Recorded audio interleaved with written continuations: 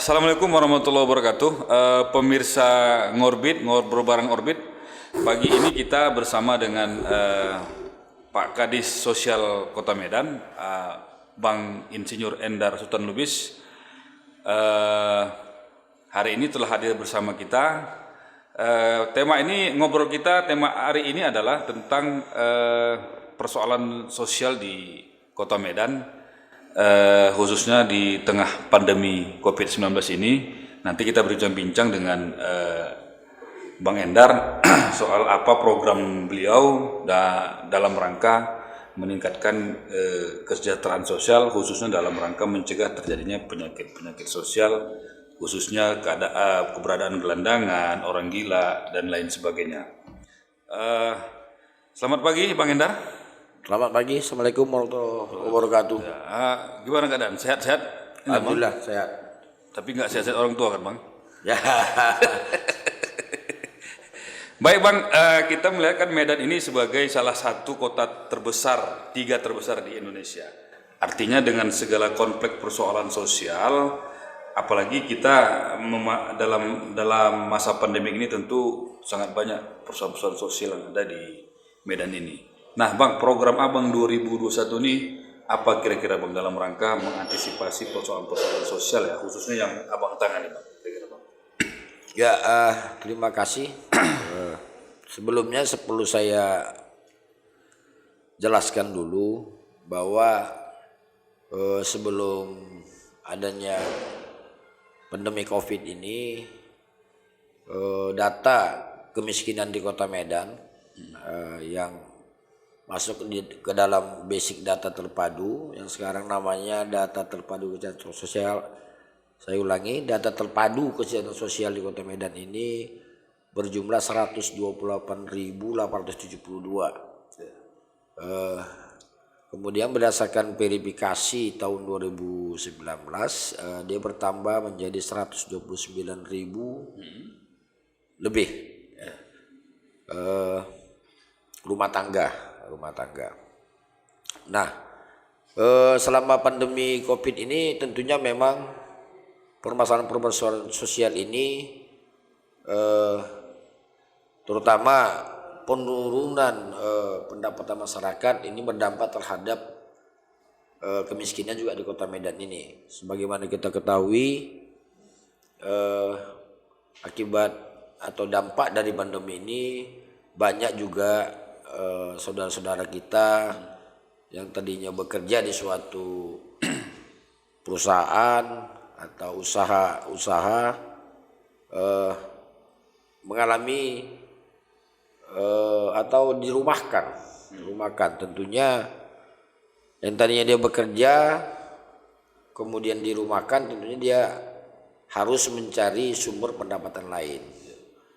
Nah, untuk ini tentunya yang pertama untuk mengantisipasi ini atau menangani ini, pemerintah pusat melalui Kemensos juga menggulirkan beberapa program yang antara lain di luar program pengentasan kemiskinan reguler selama pandemi ada yang digulirkan namanya BST, bantuan sosial tunai. Dan untuk Medan kemarin kita mendapat kuota sebanyak 63.155 di tahun 2020. Tahun 2021 ini belum kita terima jumlah kuotanya berapa.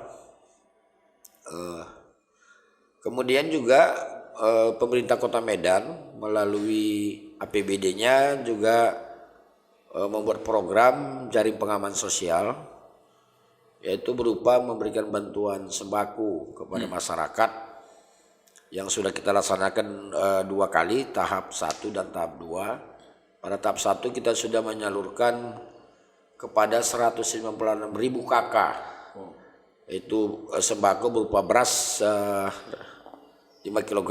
Kemudian pada tahap 2 kita menyalurkan sembako kepada 262.330 kepala keluarga, yaitu berupa beras 20 kilo dan gula 2 kilo. Dan tahap ketiga ini mungkin memang sedang kami rencanakan, melihat nanti kita lakukan survei dulu apakah masih urgen untuk dilaksanakan, nanti akan dibicarakan pada tingkat pimpinan. Ya. Dan juga sekarang kan ada dua yang harus kita tanganin selama pandemi ini. Pertama tentunya penanganan daripada musibah ini ya, pandemi Covid ini. Yang kedua yang jauh lebih penting lagi itu sebagaimana yang sudah diprogram oleh pemerintah pusat, itu pemulihan ekonomi nasional atau PEN ya. Makanya banyak kita lihat juga di luar program dari dinas sosial yang juga sudah disalurkan pemerintah pusat, ada bantuan kepada UKM yang dikelola di dinas koperasi ya. Ada juga bantuan kepada tenaga kerja yang disalurkan melalui Kementerian Tenaga Kerja, dan kalau di tingkat Kota Medan tentunya diurus oleh Dinas Tenaga Kerja Kota Medan. Ada juga prakerja Bang, kartu prakerja juga ada. Ya ini kartu, ya mungkin itu kalau saya pelajari itu hampir sama saja dengan prakerja, karena ada juga yang bekerja itu juga diberi dia tambahan gitu ya, diberi tambahan. Tadi BPJS Tenaga Kerjaan gajinya itu kan. Oh, BPJS Tenaga Kerjaan itu Stimulus. bukan. Kalau BPJS Tenaga Kerjaan ini kan setiap orang yang bekerja itu dia kan harus wajib dijadikan ikut peserta Tenaga kerja. BPJS Tenaga Kerja itu oleh pengusahanya, bukan oleh yang bersangkutan gitu kan. Kalau kita mengangkat karyawan, misalnya kita punya usaha, karyawan kita itu wajib kita ikutkan sebagai peserta BPJS Tenaga Kerja. Yang saya tahu ya, karena teknis itu yang paling paham itu Dinas Tenaga Kerja. Saya hanya baca-baca saja aturannya ya. Jadi benar selama pandemi ini masyarakat kita banyak mengalami terutama yang menyangkut dengan pemenuhan kebutuhan ya. Jadi dan pada tahun ini juga perlu juga saya jelaskan bahwa selama ini juga mengenai bantuan sosial yang reguler juga banyak permasalahan tentang DTKS ya. Banyak DTKS karena memang DTKS ini adalah produk tahun 2015. Kita memang sudah beberapa kali memprogramkan untuk pelaksanaan pemutakhiran data.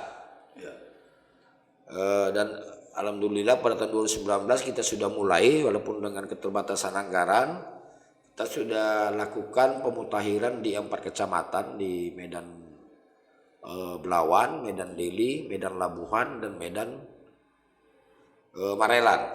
Wilayah utara ya? Ya, wilayah utara. Karena memang konsentrasi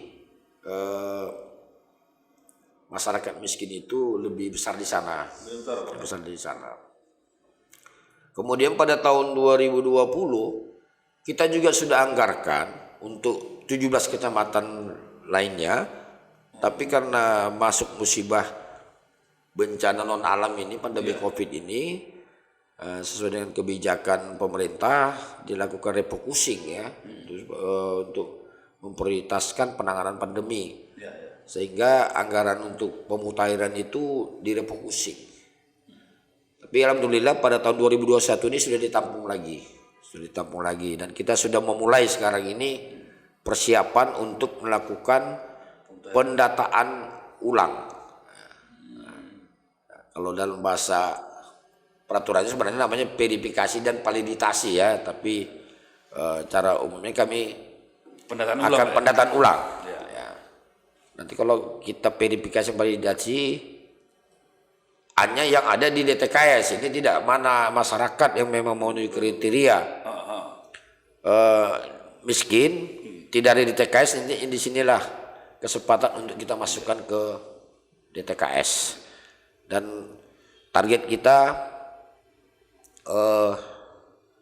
di semester pertama tahun 2021 ini pencacahannya sudah selesai. Ini kita langsung kunjungan rumah tangga. Oh, langsung Langsung door to door. kunjungan rumah tangga. Door to Nanti door. ada petugasnya untuk melakukan pencacahan, pendataan, dan bahkan kita juga sudah minta kerjasama dengan BPS, ada supervisornya, nanti BPS mendampingi per 3 petugas pencaca itu nanti didampingi oleh supervisor dari BPS. Dan target kita 2000 semester pertama ini tuntas pencacahan, baru kita lanjut dengan pengolahan datanya. Oh, gitu Bang. Berarti ini 17 kecamatan lagi ya, Bang? Ya, di kecamatan. Lagi. Berarti di luar Medan Utara tadi ya, Bang? Iya. Nah, selanjutnya Bang, kita kan melihat realita di lapangan itu, Bang. Kan banyak, tadi udah kita singgung juga tadi, adanya pengemis, gelandangan. Udah itu kita lihat badut-badut anak-anak itu lampu merah. Ini kan sebenarnya kita kan miris sekali, Bang, ya kan? Ini kan ya mau tidak mau kita katakan ini dampak dari situasi saat ini kan. Apalagi sekarang kita kaitkan dengan sekolah tidak tatap muka. Nah, ini bagaimana Abang menyikapi hal ini, Bang Ikra? Ya,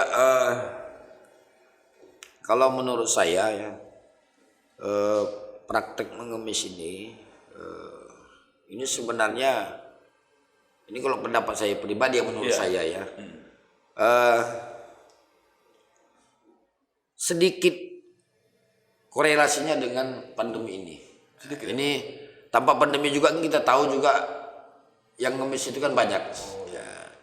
Bahkan saya kalau saya melihat di lapangan pengemis yang ada juga masih muka-muka lama kok. Muka-muka lama. Masih muka-muka lama. Berarti aku sudah banyak mengenal ya? Ya, karena kita memang rutin kita melakukan penertiban ini. Persoalannya kan kalau mengenai pengemis ini benar ada sanksi ya, ada sanksi hukum ya,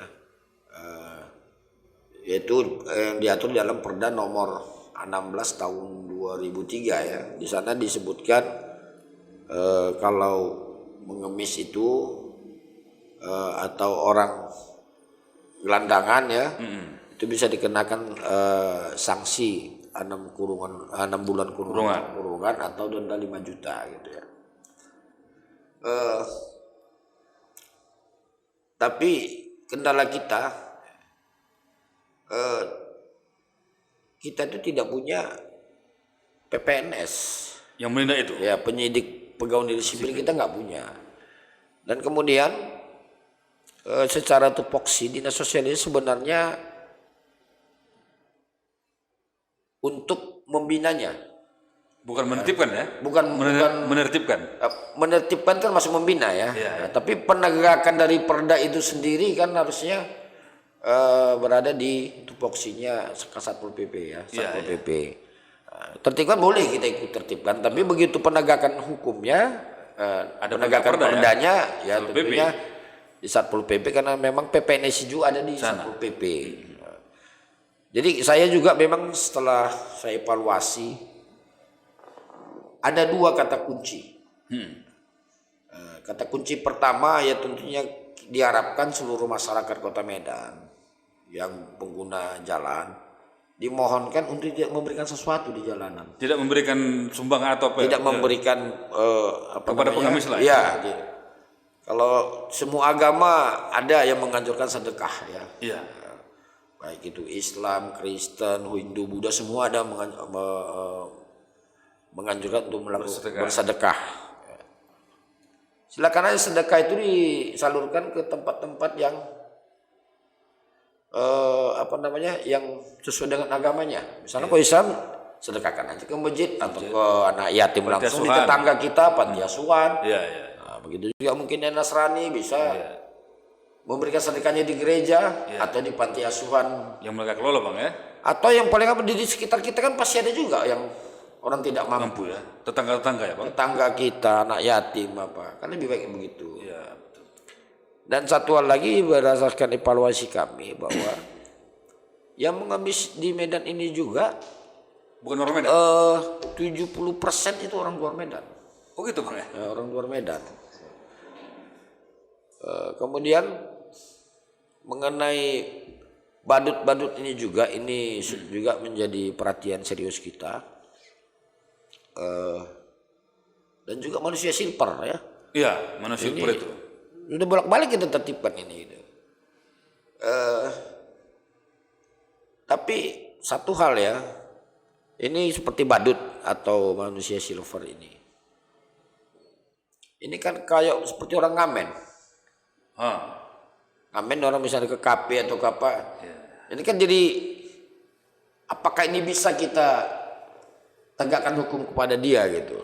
Dia kan menjual kreativitasnya, ada orang memberi gitu kan. Cuma dia melanggar salah tempat di jalanan, berarti sehingga dia bisa kita sebutkan mengemis.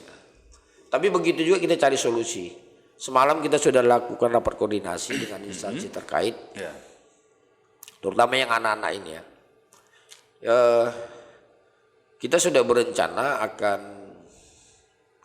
membuat shock terapi ya, terutama kepada orang tuanya yang mengeksploitasi anak. Ini kan sebenarnya tidak boleh,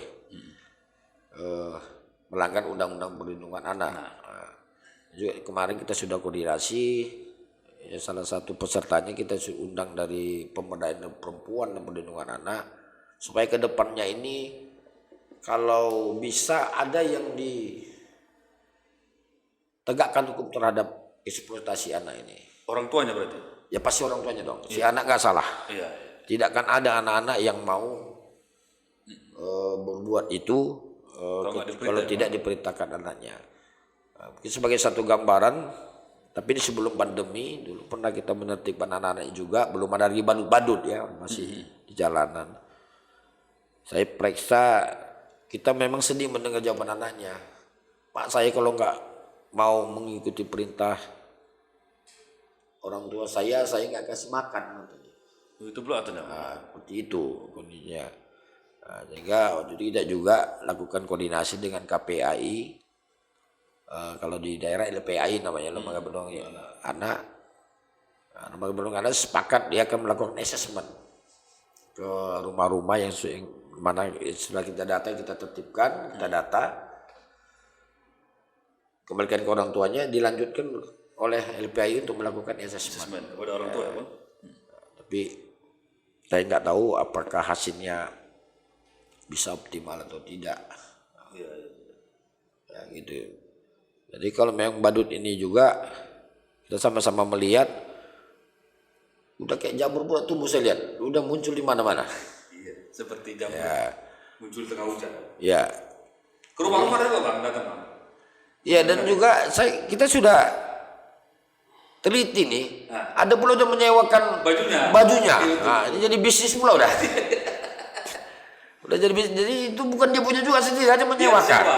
Bahkan sama audionya itu sewa juga. Kalau nggak salah kemarin itu masih 1 hari 50.000. Iya. Berarti dia mau tidak mau harus lebih dari situ dia dapatkan. Betul. Kalau nggak nombor. Coba itu tadi, apakah ada dilanggar orang, apakah melanggar hukum orang menyewakan baju badut? Ini perlu didiskusikan lagi kan? Saya pikir nggak ada hukumnya orang yang menyewakan. Cuma yang dilanggarkan hanya perbuatannya melakukan pengemis di jalan itu gitu. Sebenarnya kalau saya belum sampai kepada definisi pengemis dia menjual kreativitasnya, kebetulan ada orang yang memberi gitu. Maka saya bilang kata kunci kedua, jangan ada yang memberi. Supaya tidak kata kunci pertama, jangan ada yang memberi di jalanan, dimohonkan. Yang kedua tentunya penegakan hukum untuk terapi. Ini Bang, terus yang sanksi tadi itu Bang, ketika ada pernah kita tindak itu pengemis yang kita tangkap, kita kurung 6 bulan atau denda, belum ada? Sampai hari ini selama saya menjadi kadis sosial belum ada. Jadi kan faktor kemanusiaan juga. Sudah, kalau dia benar-benar pengemis, uang 5 juta bukan gampang dia dapat. Iyalah. Kemudian apa kita tega dia harus dikurung 6 bulan gitu kan? Tapi memandang aspek kemanusiaan. Tapi kalau memang ini terus tak bisa juga, apa boleh buat. Kemarin kita sudah ada kesepakatan dengan juga lembaga-lembaga terkait, mungkin ke depan akan kita terapkan. Dan kita akan berkoordinasi dulu. Semalam juga saya baru tahu rupanya kalau ini namanya masuk kepada tindak pidana ringan. Ya proses itu kayak apa rupanya, sidangnya juga kayak tilang itu aja. Tilang Jadi cepat. kita koordinasi pengadilan, sudah di BAP ini, tinggal bawa ke pengadilan. Nggak melalui kejaksaan lagi. Langsung pengadilan. Karena dia masuk kategori tipiring. Saya pun baru tahu kemarin tuh rapat itu, oh ini rupanya masuknya tipiring gitu ya. Seperti orang tilang Betul. STNK ini ya. Oke, baik pemirsa, itu tadi sedikit bincang-bincang kita. Nanti kita akan sambung lagi setelah kita rehat sejenak, dan kita akan bertanya lagi tentang persoalan lain tentang sosial di Kota Medan.